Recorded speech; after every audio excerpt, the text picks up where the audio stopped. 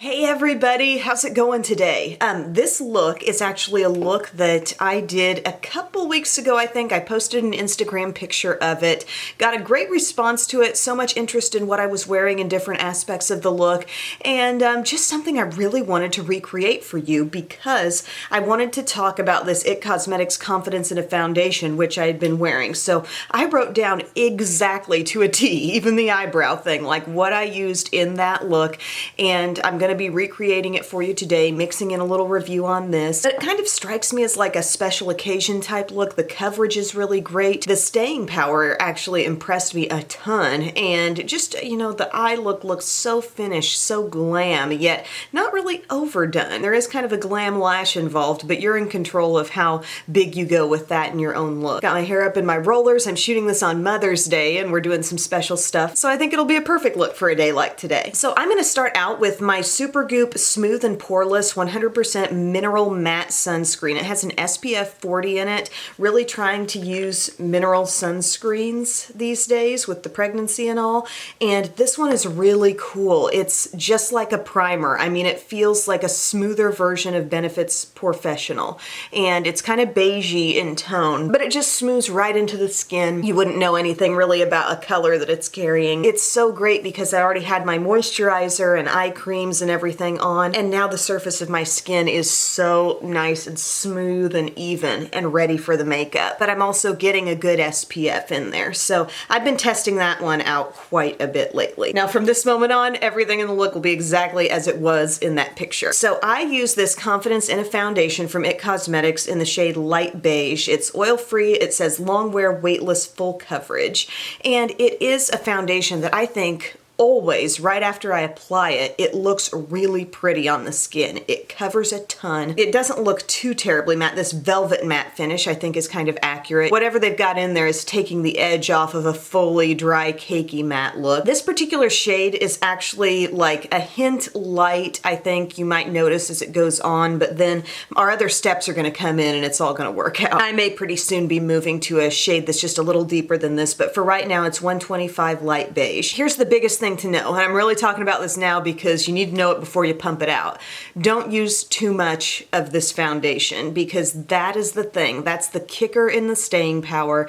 That's the thing for me that makes it look like instead of wearing nicely and evenly and consistently across my skin, it will look kind of cakey, kind of makeup-y, maybe collecting in different areas. Just don't overdo it with this. So by that, I mean I am not going to let my pump of this go all the way down. I would say I'm giving it like almost a full pump, but not a full pump. And that's kind of my sweet spot for this. It gives me enough to give me really good coverage across the skin, but it's not going to wear in an uneven, too thick looking way.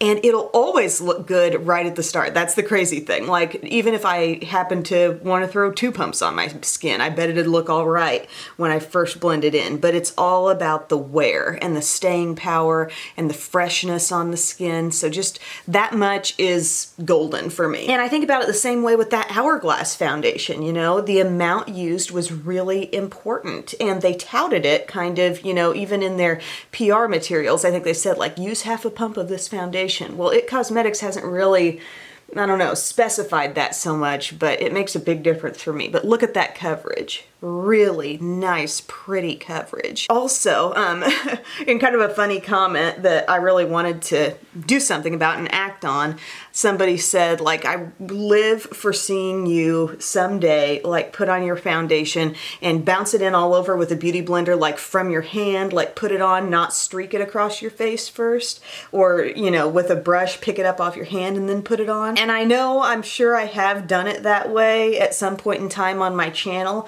but here's why you see me always patching it across the skin.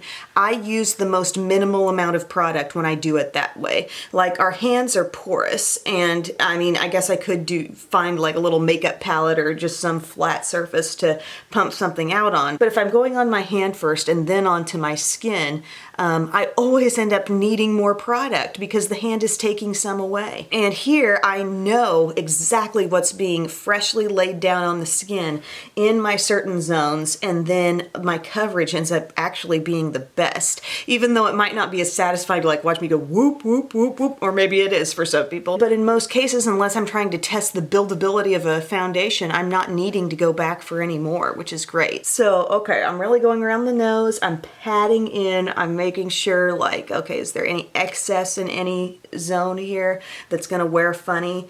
And I feel like I've got it all really nicely and evenly blended in. So I would call this a pretty dang full coverage foundation. I was watching, her name's Emily, is it Gemma or Gemma, on Instagram, and she was talking about this foundation. Congratulations on your new baby, by the way, Emily, but she has battled melasma, and she said this worked really, really well for that. Me, I can see little places where I've got some, you know, really lightly up in here. But with me, it's a thing that kind of comes and goes with the hormones and with the sun exposure. It may come back to me at some point during this pregnancy, but it was nice to hear that she was happy with the coverage that this was able to give over something so dark and splotchy on the skin. Next thing that I used is my e.l.f. Camo Concealer. I wear this medium sand. Okay, anytime I'm like downstairs and I'm editing and I'm trying to put my info box together, can't remember what shade I am in this, but I take not too much of this. There's a little theme here. You know, we like to get glam, but you don't need to over apply your products to get there.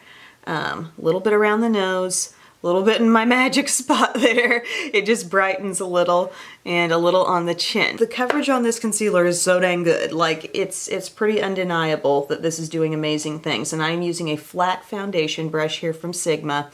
And this really aids a product, as I said in a recent video, it helps products spread across the skin a little bit further. And you can kind of get away with using less because, I don't know, I feel like the brush doesn't pick up too much into itself, if that makes sense.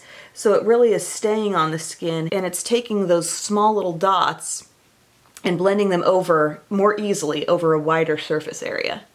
So I get this around the nostrils because that's a redness zone for me, a broken capillary kind of zone. Yoink, yoink, yoink. We get this little spot here and kind of blend upward. Something about that is really brightening. But I really like doing my face steps. Like, it's so fun for me to see the face develop some coverage and kind of come up with some of these little strategies that actually help me apply less, get away with less. But yet I still get to enjoy that really full coverage look that I kind of crave from time to time. I can be happy with lighter coverage. It can satisfy me. That'll probably be like my go-to vacation look, but there are times where you just really want that full coverage. And you know, school years are ending, graduations are happening, special occasions. It's a nice little look to have in your hip pocket. So I got my e.l.f. all blended out, and then on that day, I used my Besame. This is the translucent brightening violet powder, and this stuff is so good. I mentioned it in my favorites video. Like, I'm really, really digging how this brightens up the under eye zone, and I don't get a lot on my brush, always tapping off the excess. It's doing two things, I feel. It's setting my under eye, but it's also giving me just that little bit of extra brightness. And it doesn't look lilac, you know, it will never be anything you would point to and say, gosh, I'm looking a little purpley under the eye right now. Not at all, it's just brightening. And so I apply that all around here. I let it come around anywhere else that I want to be a little extra brightened, like my nose, my T-zone right in here, center of the face. And then the next powder I just lightly go all over with to set is my IT Cosmetics Airbrush Perfecting Powder CC+. This is the illumination with the SPF 50. And this is that interesting, unique powder that can go from a really, really light sheer place to basically being like a powder foundation. So I get a little bit on my e.l.f. complexion brush, and this kind of goes everywhere else on the skin. Being conscious of the fact that I've already powdered my nose and my T-zone, I kind of let this come over the cheek area, and this is kind of, you know, my staying power insurance. I do feel like this helps the staying power of the IT Cosmetics foundation. That is something that leaves, it's not a tacky or dewy feel on the skin, but I feel a little extra hydration in that foundation. So this just makes me feel like, yeah, it's gonna last, and I think it does help. Not that you have to have this specific powder, but I would say a powder lightly very gently all over will do the trick. Recreating your own best look, like that's kind of a fun idea, isn't it? Like instead of a celebrity, you know what you yourself did. You know how it ended up working and wearing. I feel like it'd be fun for other YouTubers to do this. Like go through your Instagram feed, find the thing that has like either the most likes or that you just like the best. Try to remember every single dang thing you used and then get on YouTube and make sure you create it in a video. So this is my Ulta Baked Sculpt and Glow. Definitely gave this some love in my favorite glowy palettes video, and this is in the shade Tahitian Sunset. This is kind of like the cooler option of what they sell because there are several tones. And today we're just going for the bronzer side, and we're gonna be applying that. Not that it's not a beautiful blush and highlight, but on the day I was doing this look, I wanted to bring in the Beauty Bakery palette, so that's what I ended up using as blush. But I really do like this bronzer step. It's really pretty light, but it has a subtle sheen and it just makes the skin look healthy. So I take it around that forehead hairline area. We're renaming that the foreline. And then let it go a little bit right here. Being careful not to get too low.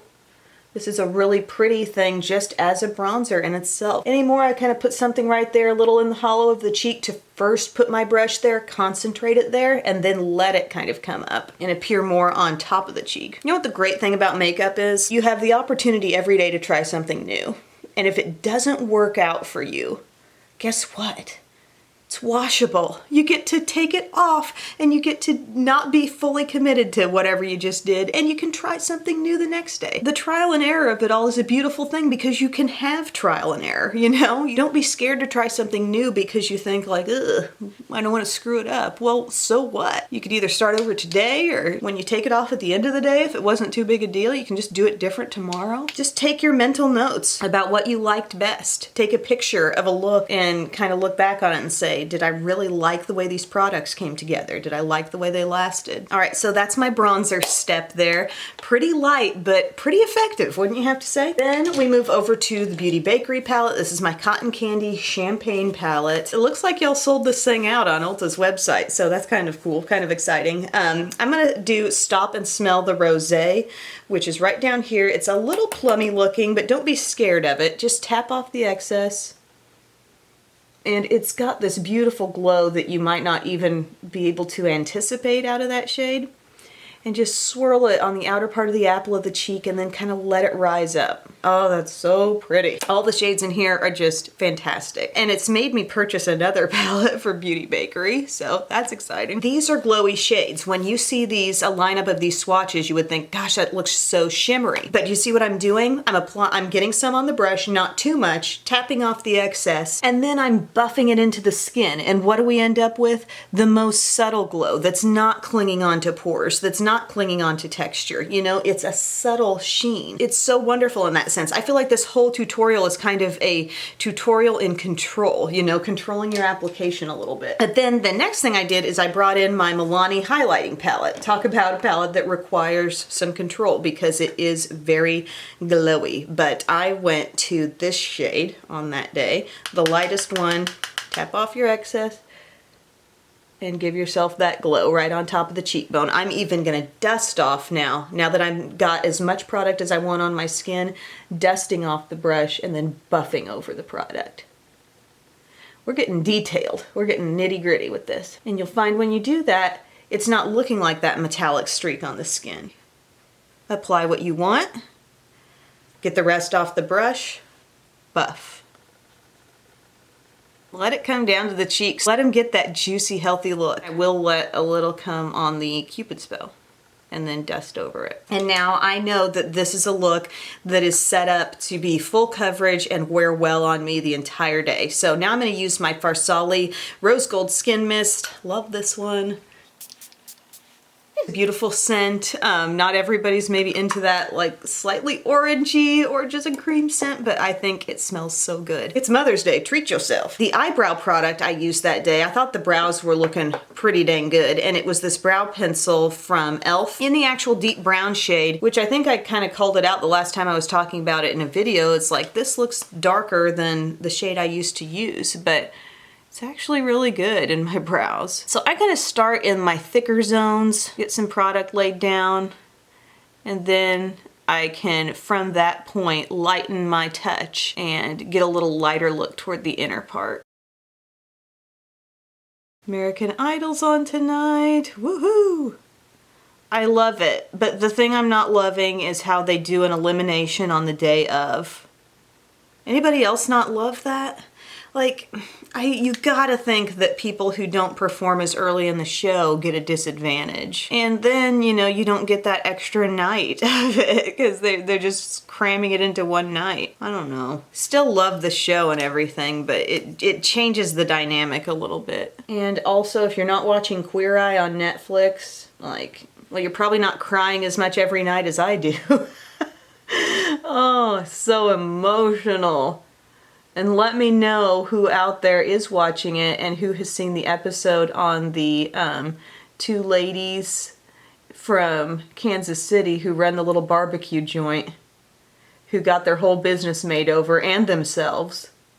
That was so touching. The most emotional one by far was the man who had lost his wife and he has the young children, and I can't even talk about it. Like, that's really gonna make me cry again. Bub and I were sobbing the entire dang episode. But it's so, like, I don't know, it fills you up. There's something so satisfying when you watch these shows and you see these people who haven't taken the time to, you know, do the self-care and really think about themselves much. And then once they do, and you see the light bulb go off in their heads. And this season that I'm on, I don't even know what season it is, 3 maybe? They're doing more with women too, which is, it's just fun to see. And I like it. And the Fab Five, just their personalities, like, I don't think I could pick a favorite. They're such an ensemble, aren't they? Jonathan is hilarious. I mean, Tan kind of like equalizes the group. He's a little more reasonable, but he's so cute. And then I freaking love Karamo. Bobby, I feel like, is able to relate to everyone that they're working with on some level, and he's so sweet, and he's always picking up the babies. And he's the one like majorly in charge of redoing the home. Anthony is completely adorable, and they just all have this gift of relating to people, helping people who are in this place in life, and never for a moment,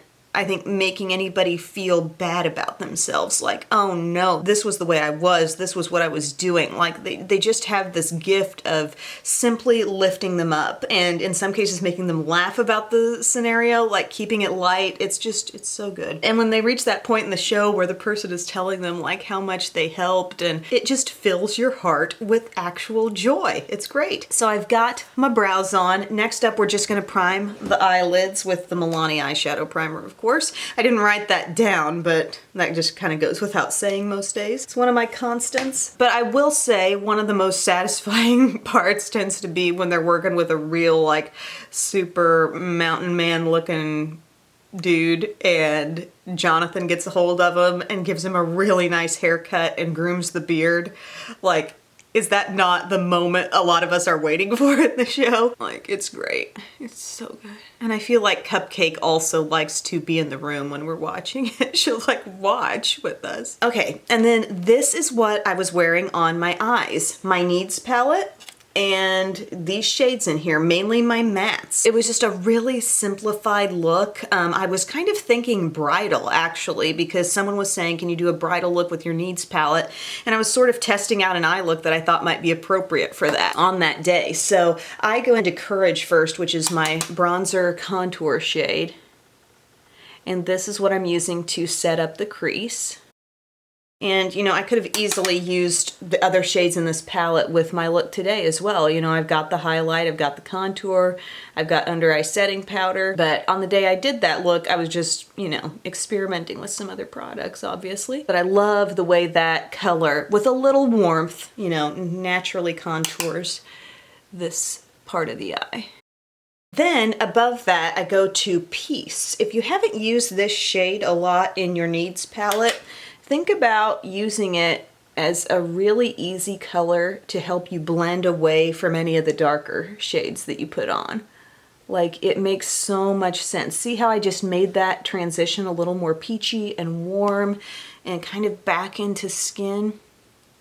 It really helps you kind of in blending over things. Love that look. Then I'm gonna go to Love. And Love is another thing that, I mean, it's a full coverage kind of matte eyeshadow that can kind of clean up your underbrow area.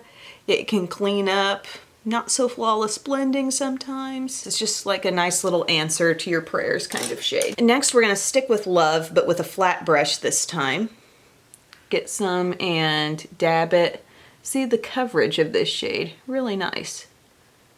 We're gonna dab that over half the lid. Such an easy, basic, classic look we're trying to accomplish here. Dust off your brush a little bit, and then we're gonna go into Hope. Hope is our cool deep brown. And we're just gonna dab that on the outer part of our eyelid here, overlapping at the halfway point. It's an uplifting palette. Talk about uplifting TV shows. This is the uplifting palette. And I can't help but say, like, I mean, there has been a lot of drama in this beauty community over the last couple of days, and it's hard when you like open up your Twitter timeline and you see loads of negativity. And I know people mess up, and nobody probably cares about like my commentary on this specific situation, and I'm not going to get into any specifics, but I will say this. It sickens me when people seem to really delight in pulling someone down. Like people who are utterly joyous, like that's where they're gaining their joy in their life, is being able to chime in and kick a person when they're down. That is the toxic place of social media. And I know people screw up and they do bad things, and they do things that they should absolutely be expressing remorse for, you know. I'm taking the color Faith here. This is our warmer brown now. And so I've worked that other shade kind of into the outer corner and wedged it a bit into my crease. And now this is kind of just blending it all together, making it mesh really, really nicely up out of the darkness and just bringing a little warmth. I just don't ever want to be a person. I don't ever want my kids to be people. And maybe part of this is like having kids and seeing things possibly one day through their lens and the kind of person you either want them to be or don't want them to be. And it's like, I hope I don't have kids who will ever take joy in someone else's sorrow. Feeling happy when someone else is going through a hard time, whatever the hard time is. I mean, I just don't think that's our place in life. And trust me, that's not me trying to make any kind of allowances for someone's behavior. It's just, you think about what can I take responsibility for in this situation? My own actions. So am I adding to drama and negativity that's out there in the world, or am I trying to put joy out whenever possible? It's basically just holding yourself accountable for the vibe and the energy you're putting out into the world. And if you want change, and if you want a different direction for your industry, your career, your community, be it. Be it. Don't add to the problem. Don't add to the negative. Be the positive. Done. I'm done.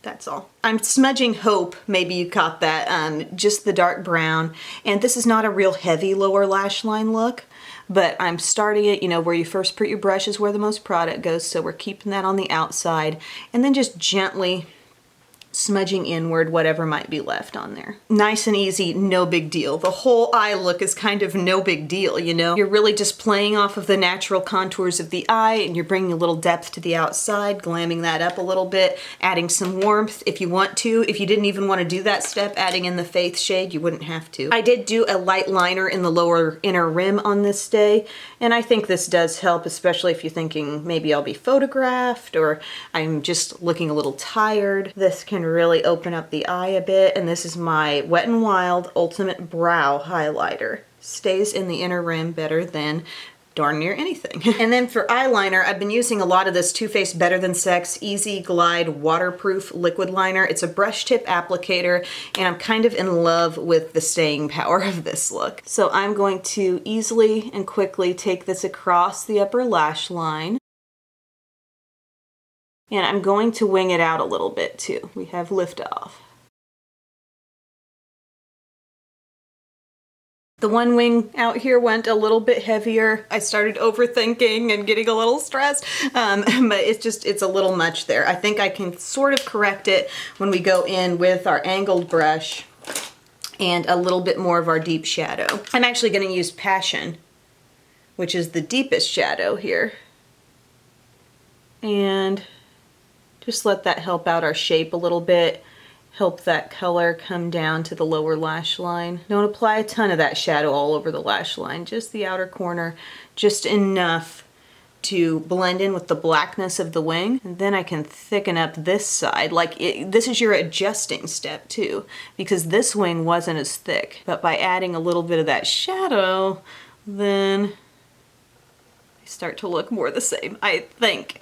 But also, this look is going to involve some lashes, and that's going to be a bit more forgiving on the overall effect too. Next up, what I'm going to do is put on some mascara. Let's see, what are we currently trying to use up? The Hourglass, a little bit of that on top, a little bit of my Thrive Liquid Lash Extensions on the bottom lashes because it won't smudge. I think I'm just going to do that off camera for the sake of time because I feel like I've kind of been talking a lot here. And I'm also going to be putting on these lashes. So many questions about the lashes for this look, and it was the Salon Perfect Extension Seeker. They are the 3D curl, multi-dimensional tapered tips, 661. It says B curl. So there's a B curl, a C curl, and a D curl. This is the B curl design, okay? So I'm gonna do that, and I'm gonna come back for the lips. Okay, gang, I got those lashes on. So happy with this style. I mean, they are full, they're feathery, they've got the length on the outsides as well. I can't remember if I trimmed these down, but I don't think I did. They do come in pretty close, but they're still not like uncomfortable to the inner corner. And I must say, I don't know if I've ever brought this up, but this Esquito Companion Eyelash Glue, so good. I got this off of Amazon months ago, once upon a time. Do you remember when I had the lash line irritation and stuff? And I'm still not sure to this day what exactly caused it, but I went for this lash glue because it claimed to be latex and formaldehyde free, and I have not had an issue since. So if you have sensitive eyes, sensitive lash line, you might want to check this one out because I have had no problems using that. And it holds really, really well. It's got a nice little brush tip applicator, very fine brush tip. Like it performs great. So I've been nothing but pleased with that. And then in the picture on Instagram, you know, I'd gone through trying on all kinds of Milani stuff that day in my Milani lip color video, but this was the shade I ended on for the day, and it's called Indulge. This was not actually in the lip try on video. This was just what I put on afterward. And it's a really pretty kind of everyday shade here. Let me pop it on. It's the Satin Matte, so it does kind of set. It definitely sets, sorry. But see how it's like a nice, sort of really rich dusty rose. Almost hard to see my lip line when the makeup goes over it. But just as far as staying power overall, like this is not gonna be the most juicy, wonderful feeling lip color, you know, it's not gonna give you a ton of moisture. It dries down a lot. But in a practical sense, I mean, you're gonna have pretty good staying power. But it's like natural richness and depth. You know what I mean? Something about this color, the amount of rose that's still in it, even though it's kind of deep, I feel like it really levels up your look, but somehow it's still like coming from a natural place. You know what I mean? So now we're going to take these hot rollers out. These are my T3 rollers in the 1-inch style. I've kind of been going back to the 1-inch a bit more, just liking the little more curl that it gives, but I also have the volumizing style, which is nice and gives a little more lift from the root. But this just gives me a little more curl all over the head. And when I'm doing my hair up here, I keep meaning to bring up my Paul Mitchell Hot Off the Press spray, because anytime like I do that first before curling my hair in any sense, it really holds it better. It's so fun to take hair out of hot rollers, and I just want to use these more. You know, number one, they're a pricey product and I want to get good use out of them, but also it's so quick to put them in. Like I put them in maybe 2 minutes, you know, the time it takes to put in. They heat up quickly, and then while I'm doing my makeup, they're doing their work. So then I flip over, sort of get my fingers in at my scalp a bit more, and then use my hands to work things around a bit. Little hairspray, little teasing comb. This is called the Cricut FF60 Friction Free from, I believe, Sally Beauty, and is probably the best teasing comb that I've ever used. And what you do with this, it's not exactly like, oh, I need huge hair right now. What this does with my fine hair that will eventually become kind of stringy looking, it gives it a little more shape and hold. And then you use this little side to help work it through, and you can just establish a little more shape. No doubt the best teasing comb I've ever used. This is what I'm calling my special occasion glam. Able to use this IT Cosmetics Confidence in a foundation, which ultimately I really do like. I think you just have to be really careful with the amount used. That is the biggest player in whether it will wear well for me or not. I definitely like the look of the coverage. If you're into fuller coverage foundations, but not necessarily those that look 100% flat and matte, this is a nice option. I find it easy to blend. It always seems to look even. Definitely going just short of a full pump seems to result in the best staying power across my skin. The other elements on the face, from the bronzer to the blush to the highlight, you know, giving your skin that glow, but it's gonna wear a nice long time. And then the eyes, I mean, I would totally wear this. Like if somebody said, we're renewing your vows today, like impromptu, I would totally wear this kind of a look for that, because I feel like the eyes look classic and timeless. The lash is extremely flattering to the eye shape, and lip color could go a number of different directions. You could really have fun with it, pop on a bright coral or fuchsia. That would look great still with this look. It's like you can't screw it up with the lips. So if you love red, pink, berry, this color, more of a nudie pink, whatever you like to wear would work with this, but this is just one option, and this was what I had on. Had a lot of thoughts on it, a lot of questions. So thank you for your time today, everyone. I hope you enjoyed this video, and I will see you again in my next one. Bye.